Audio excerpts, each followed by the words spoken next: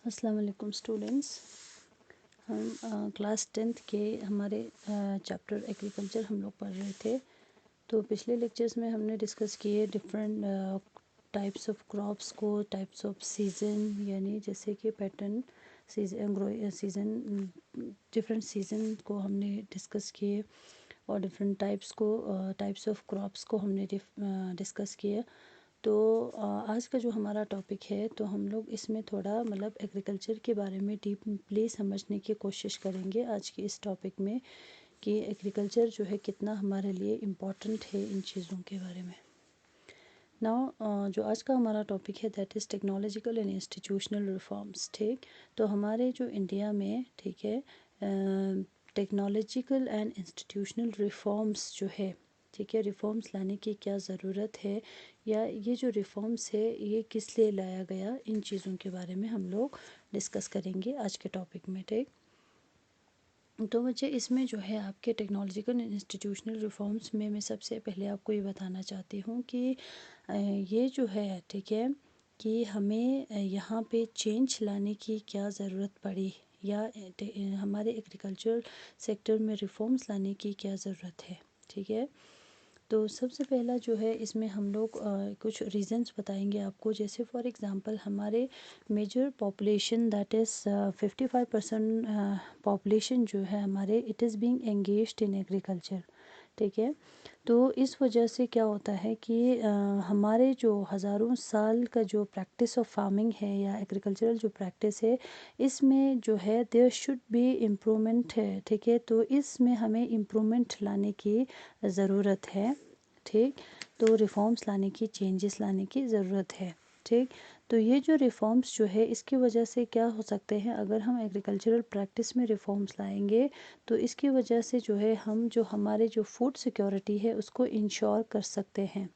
ठीक, और next reason हमारे पास और क्या है कि हमारे जो एग्रीकल्चरल डिस्ट्रेस है या जो रूरल डिस्ट्रेस है ड्यू टू नेचुरल क्लैमिटीज़ या ड्यू टू क्लाइमेटिक चेंजेस के वजह से, या due to natural calamities like drought, flood वगैरह, इन नेचुरल क्लैमिटीज़ से बचने के लिए या इनसे जो है इनको राहत दिलाने के लिए, या जो एग्रीकल्चरल डिस्ट्रेस है इसको कम करने के लिए हमें इसमें रिफॉर्म लाने की ज़रूरत है, both in the institutional and technological reforms के ज़रिए।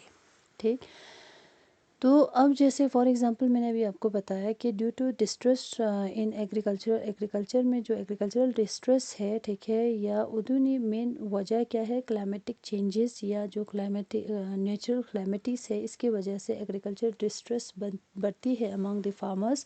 तो उसकी वजह से जो है हमारे जो फार्मर्स है वो मतलब सुसाइड भी करते हैं, यानी हर साल मतलब ये देखने या सुनने को मिलता है कि इतने फार्मर्स ने इस साल सुसाइड किया है ड्यू टू दिस रीज़न। ठीक है, तो इस वजह से जो है हमें क्या करने की ज़रूरत है, हमारे जो एग्रीकल्चर इन सब चीज़ों को या इन चैलेंजेस को टैकल करने के लिए हमें जो है institutional as well as technological reforms लाने की ज़रूरत है इन एग्रीकल्चर में।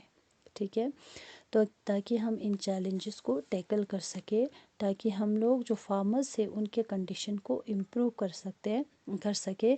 इस वजह से जो है हमें इसमें चेंजेस लाने की ज़रूरत है। ठीक है, तो ये सब चीज़ें हो गई कि वाई इट इज़ रिक्वायर्ड। ठीक है, तो इसकी क्या ज़रूरत हमें मतलब पड़ी एग्रीकल्चर में रिफॉर्म्स लाने की, तो कुछ रीज़न्स मैंने आपको यहाँ पे बताए। तो नेक्स्ट अब हम यहाँ पे बात करेंगे सबसे पहले इंस्टीट्यूशनल रिफॉर्म्स। आप लोग कॉपी पे इसको पॉइंट टू पॉइंट लिखिए जैसे मैं बता रही हूँ। ठीक, तो जो टेक्नोलॉजिकल इंस्टीट्यूशनल रिफॉर्म्स है, जिसमें आपके क्या है कि सबसे पहला point collectivisation, consolidation of holdings, cooperation and abolition of ज़मींदार। सबसे पहले तो रिफॉर्म्स लाने के लिए बना, जिसमें जैसे मैंने आपको पहले भी बताया है कि जो राइट ऑफ इनहेरिटेंस के चलते हमारे जो ज़मीन है वो डिफरेंट छोटे छोटे पीसेस में डिवाइड हो जाती है। ठीक है, तो मतलब जजमाना जनरेशन टू जनरेशन डिवाइड पेंछाना, तो इसके वजह से ये कम होते जाते हैं। तो इस स्मॉल लैंड के ऊपर या कम छोटे से लैंड के ऊपर हम ज़्यादा से ज़्यादा प्रोड्यूस तो नहीं कर सकते। तो इस वजह से क्या किया, कलेक्टिवाइज सारे जो ज़मीन है उनको कलेक्ट मतलब सबको एक करके पूरा कलेक्ट करके उसके ऊपर फार्मिंग करना शुरू किया या एग्रीकल्चर प्रोडक्शन करना। और साथ साथ में जो कंसोलिडेशन ऑफ होल्डिंग्स, ठीक है। कंसोलिडेशन ऑफ होल्डिंग्स यानी जैसे कि अभी जैसे मैंने बताया कि जो छोटे छोटे लैंड्स है उनके ऊपर थोड़ा जो एफिशिएंसी है प्रोडक्शन का उसको बढ़ाने की कोशिश की। और साथ में जो कॉपरेशन है यानी जैसे मैं क्या है कि पहले क्या होते थे, एक फार्मर्स के पास पूरा 2 या 3 गाँव के ज़मीन होते थे, लेकिन कुछ फार्मर्स के पास छोटे छोटे ज़मीन होते थे। तो इसकी वजह से डिस्पैरिटीज़ जो है बहुत ज़्यादा थे अमंग द फार्मर्स। तो इन डिस्पैरिटीज़ को ख़त्म करने के लिए हमारी गवर्नमेंट ने क्या किया, इनके अंदर जो है इनके बीच में एक कॉपरेशन इन्होंने एस्टेब्लिश की, एक कॉपरेशन जो है इन्होंने, एक बॉन्डिंग जो है इन्होंने बनाया, जिसके ज़रिए जो है इन्होंने क्या किया यानी अमंग द फार्मर्स कॉपरेशन जो है बढ़ाया और उसके साथ साथ जो ज़मींदारी सिस्टम है उसको भी ख़त्म कर दिया। ठीक है। तो ये जो है पहला स्टेप था इन इंस्टीट्यूशनल यानी रिफॉर्म्स में, एग्रीकल्चरल रिफॉर्म में। ठीक। तो सेकंड जो है अब हम बात करेंगे, सेकंड पॉइंट आप लोग लिखेंगे लैंड रिफॉर्म। ठीक है। तो आफ्टर इंडिपेंडेंट, ठीक है, main focused was on this land reform. ठीक है। तो इंडिपेंडेंट के बाद जो है, इंडिपेंडेंट के बाद हमारे जो मेन फोकस जो है किसके ऊपर था, इन्हीं लैंड रिफॉर्म के ऊपर। और उस टाइम जो है ये एक कोर इशू था। ठीक है। एक बहुत बड़ी या बहुत ही इम्पोर्टेंट इशू थे उस टाइम पे। तो इसकी वजह से जो है बहुत सारे लैंड रिफॉर्म्स लाए गए। तो लैंड रिफॉर्म में जैसे आप लोगों ने क्लास 8th की हिस्ट्री में इसके बारे में पूरा पढ़ा है, तो आई होप आप लोगों को ये चीज़ भी याद होगा। अगर याद नहीं है तो थोड़ा सा आप लोग रिवाइज भी कर सकते हैं। ठीक है। तो लैंड रिफॉर्म में क्या क्या किया गवर्नमेंट ने, ज़रखानी चीज़ पे हम लोग। ठीक। तो नेक्स्ट पॉइंट आप लोग यहाँ पे लिखेंगे provision of crops insurance against the drought, flood, cyclone, या फॉर एग्जांपल हम आप लोग ब्रैकेट में लिख सकते हैं नेचुरल क्लैमिटीज़।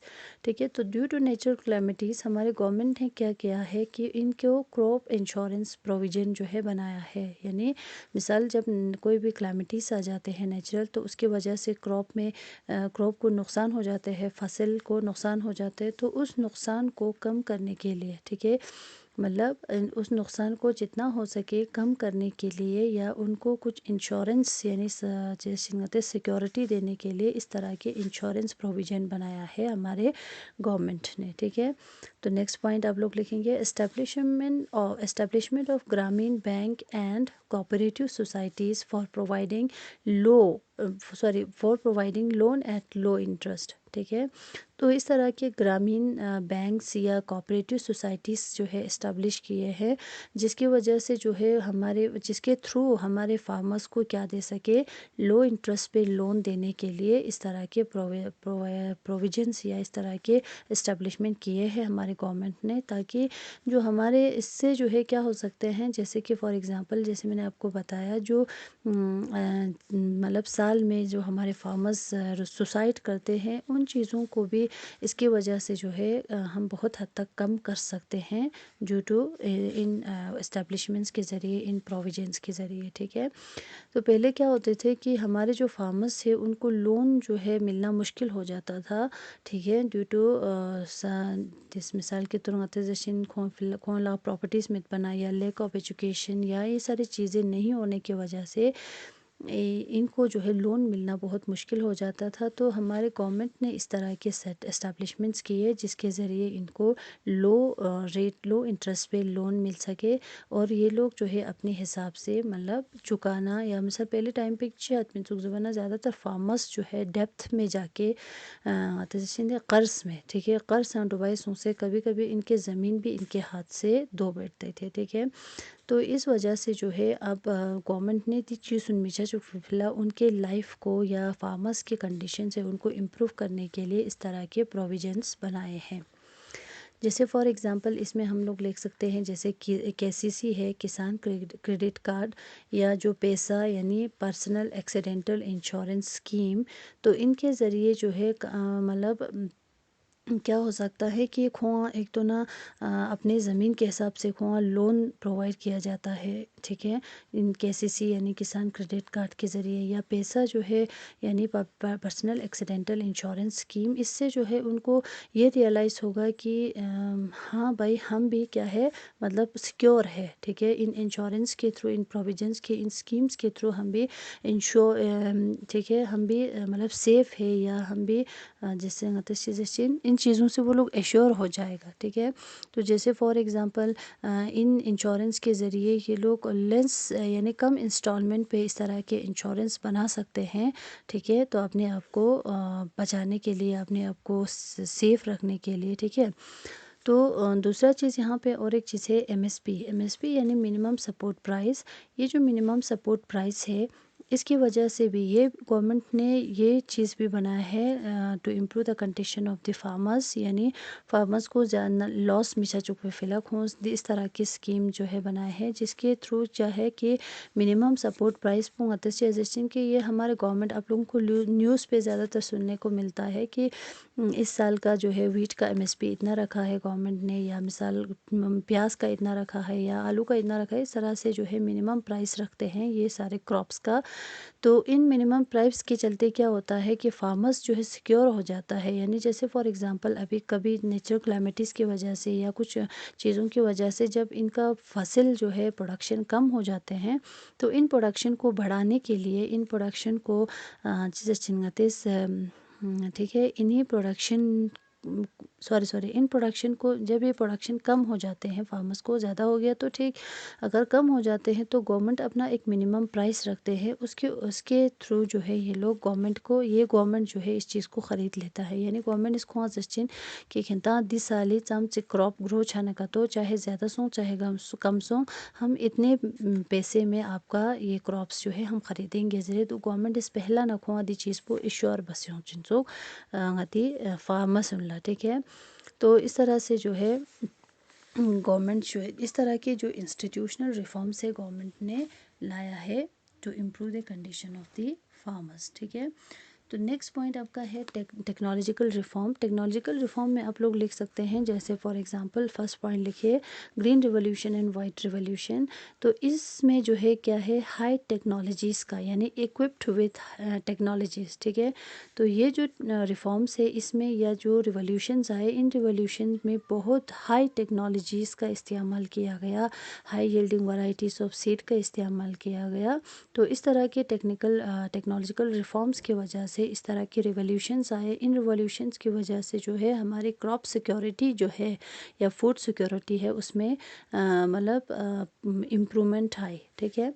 तो नेक्स्ट है आपके और एक इम्पॉर्टेंट टेक्नोलॉजी का, जैसे हमारे गवर्नमेंट ने वेदर जो बुलेटिन है, यानी हमारे फार्मर्स को न्यूज़ पे, टीवी के ज़रिए, न्यूज़पेपर, रेडियो के ज़रिए या न्यूज़पेपर के ज़रिए लोगों तक इस तरह के इंफॉर्मेशंस पहुंचाते हैं, जैसे फॉर एग्जांपल वेदर बुलेटिन, ठीक है, यानी वेदर इस साल में क्या होगा, किस तरह के कंडीशंस होगा, ज़रिए उतनी चीज़ सुनी बारे को इन्फॉर्मेशन तक चाहिए, एग्रीकल्चरल प्रोग्राम्स के बारे में, ठीक है, कि फार्मिंग में हमें एग्रीकल्चर अनुगा क्या क्या हमें करना पड़ेगा, गो मेथड्स उनका यूज़ पर क्वेश्चन जरिए दक्षा फॉर एग्जांपल गति लोकल गति करगिल खुदी इन कतो रेडियो कयों मध्य अचोक उदिका उदु चोसला चियों चिंजर बना, जो एग्रीकल्चरल प्रोग्राम्स आते हैं जिसमें हमें ये बताया जाता है कि कौन से क्रॉप को कौन से सीज़न में ग्रो किया जाता है, और क्या क्या उस क्रॉप को क्रॉप को ग्रो फिला किस तरह के मेथड्स का इस्तेमाल करने चाहिए, इस तरह के इंफॉर्मेशंस जो है देते हैं।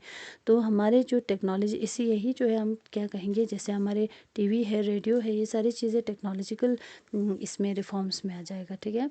तो नेक्स्ट है, इसके बाद है गवर्नमेंट सब्सिडी देते हैं एग्रीकल्चरल प्रोडक्ट्स के ऊपर, तो उसकी वजह से भी हमारे जो फार्मर्स है उनको बहुत ज़्यादा फ़ायदा मिलते हैं, वो बहुत ज़्यादा सिक्योर हो जाते हैं इनकी वजह से, ठीक है।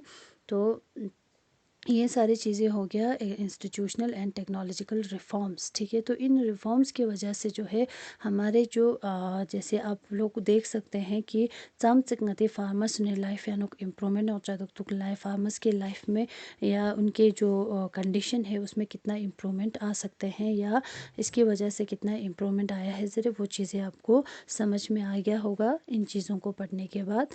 तो this was all about this topic.